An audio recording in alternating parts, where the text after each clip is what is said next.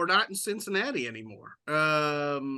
Iowa State, actually, that was their last game. The Cyclones have been off since a 30-10 win over Cincy 2 weeks ago.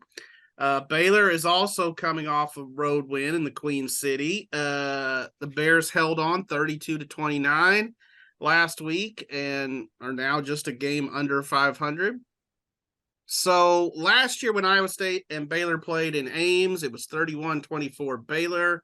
Blake Shapen had a good game with 3 touchdown passes.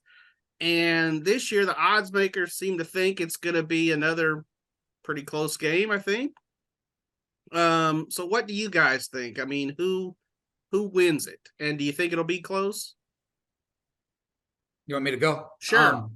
Please. The only thing I can guarantee you is that it will be close. Iowa State's last 2 games down there, I think that Iowa State's lost by 2 points each game. So yeah, that's Iowa State's MO, is to play close games, whether they've got good teams or so-so teams, which I would call this year's team so-so. I wouldn't have done that a month ago. I just called this year's team bad after losing at Ohio. But I'm guessing it's close. I have no idea who's going to win. Obviously, I'll end up picking Iowa State in the paper. Yeah, Iowa State's playing its best ball of the year right now, winning 3 out of the last 4, and they finally figured out that they can't try to rush the ball all the time, because that doesn't work. And so they finally, some coaches are hard-headed about that stuff sometimes.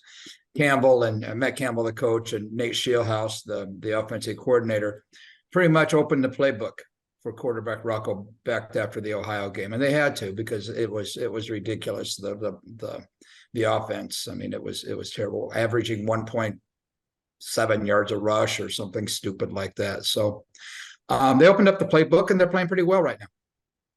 So Zach, what do you think?